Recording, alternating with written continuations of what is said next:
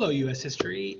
This lecture is going to cover our introduction into the imperialism of our country. Woo! So imperialism is just a fancy word, right, for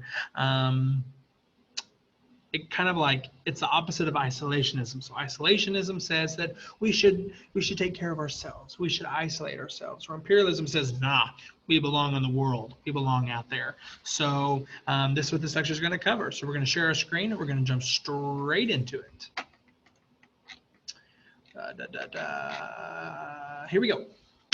So, U.S. imperialism from 1870 to 1914. So, as we all know, Reconstruction in the United States has ended. The Gilded Age goes along the same time as this beginning of U.S. imperialism.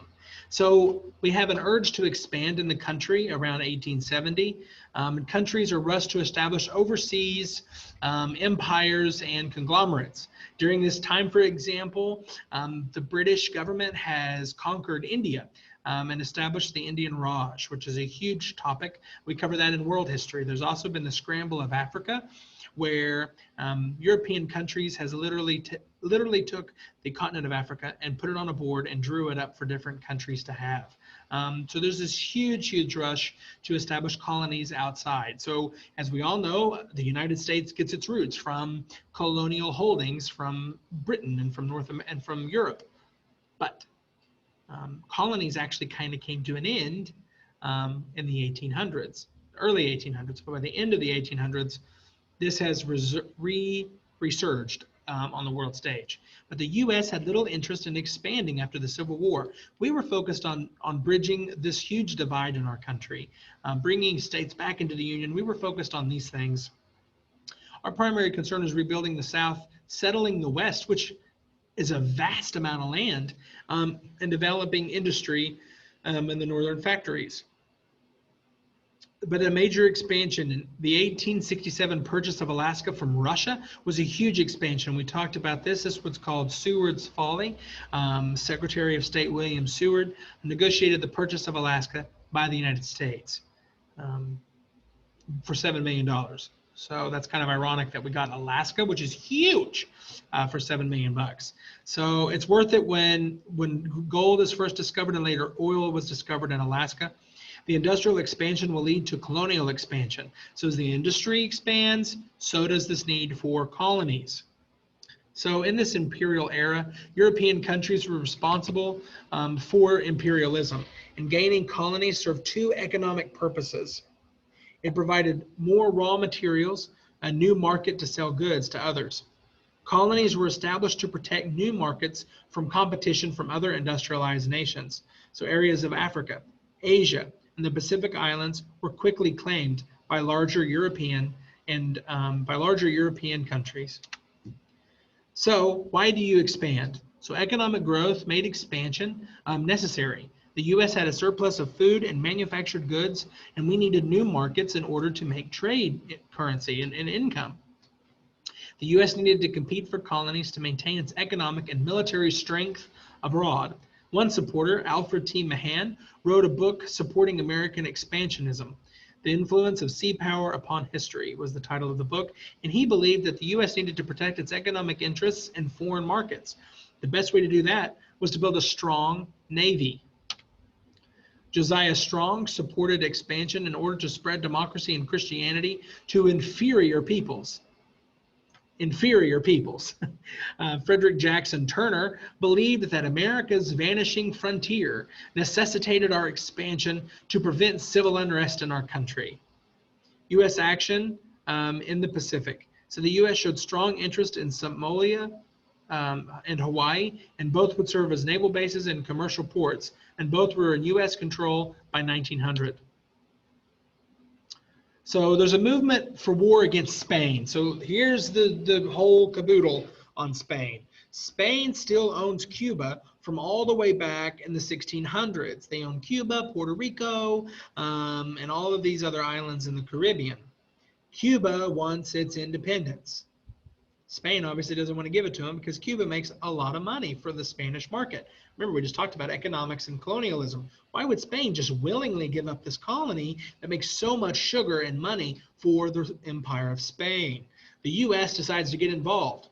And this is called the Spanish-American War. We're going to talk about it. So the U.S. avoided war in the late 1800s because instead it focused on growing its naval strength. U.S. citizens and leaders were confident in the nation's power to defend itself. And this resulted in a term called jingoism, which was exaggerated national pride. It's like a form of nationalism. The U.S. had economic investments in Cuba, and it upset at the brutal tactics Spain used to rule the Cuban island, and some Americans wanted to annex Cuba.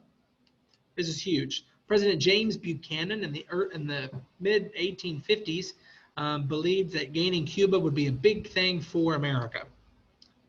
American journalists reported the atrocities and used a style of reporting called yellow journalism. This is huge, which is reporting that helped anti-Spanish feelings grow in the U.S., and it would lead to the Spanish-American War in 1898.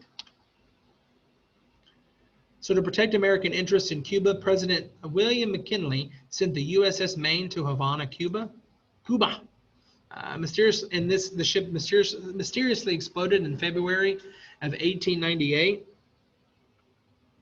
and killed 266 men. U.S. journalists blamed Spain and wanted revenge, and President McKinley gave in to public opinion, and Congress declared war on Spain in April of 1898 and quickly defeated Spain and the Philippines, and fighting also in Cuba within 4 months. So this splendid little war, as it's called, the most famous battle was the Battle of San Juan Hill, which led to then Colonel but future President Theodore Roosevelt's famous Rough Riders. The splendid little war was over in less than 4 months, and the Cubans were given their independence. The United States gained the Philippine Islands in the Pacific, Guam in the Pacific, and Puerto Rico and the U.S. Virgin Islands in the Caribbean. So this is why when somebody says that Puerto Rico is a U.S. territory, this is where it happens, people. This is how the U.S. gets Puerto Rico, and Puerto Rico has been a United States territory since 1898. Woo! History.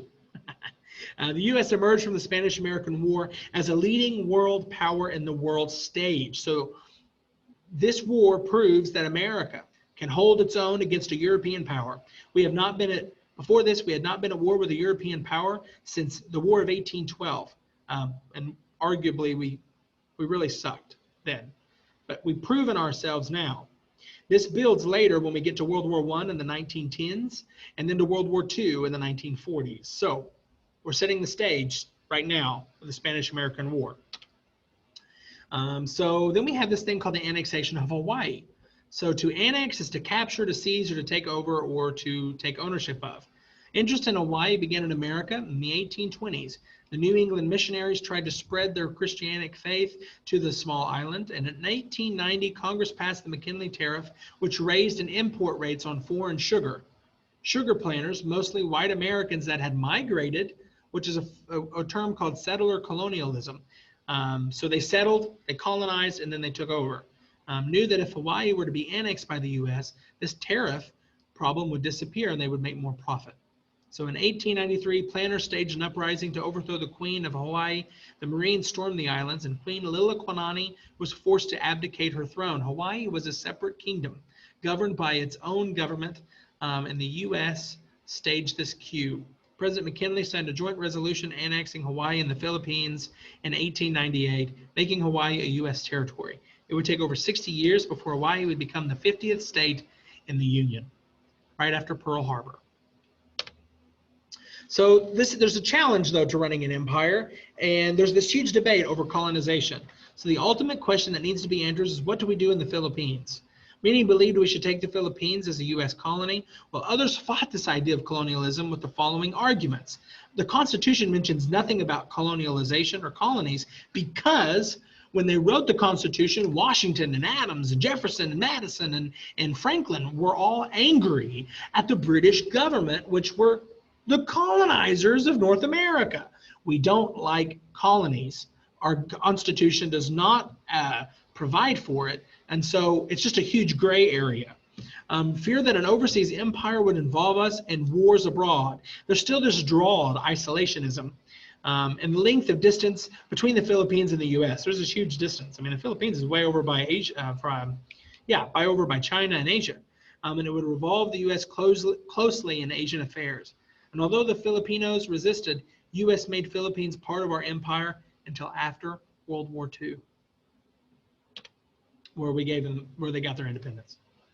So asserting power, so this is rivalry. This is the early rivalry between the United States and China. So the annexation of Guam and the Philippines increased U.S. interests in Asia, especially in China. And China had been divided into spheres of influence, restricted U.S. trade with China. So we didn't trade with China for a long time. The U.S. proposed equal trade for all nations with China and called this an open door policy, where no one else was interested, and China tried to expel all foreigners in 1900, which is called the Boxer Rebellion. The U.S. sent help to stop this rebellion from happening. Feared European powers would divide China like they did in Africa. The U.S. proposed an open door policy again, stressing that China remained independent and accepted the second time. The U.S. and everyone else could freely and equally trade with China. So China was afraid of cultural exchange and trade and all these other things, but in the end, they end up giving in and begin trading with other people in the world. So the Panama Canal. Since the 1500s, Americans and Europeans literally had longed for a canal to connect the Atlantic and the Pacific. So before the Panama Canal, which is, you don't know where Panama is, Central America, it's a little bitty sliver of land that connects North and South America. They used to have to sail all the way down to the bottom of South America and then up to get to the Pacific Ocean or to get to California. So this Panama Canal would connect through the Gulf of Mexico, the Atlantic Ocean, and the Pacific. This is huge.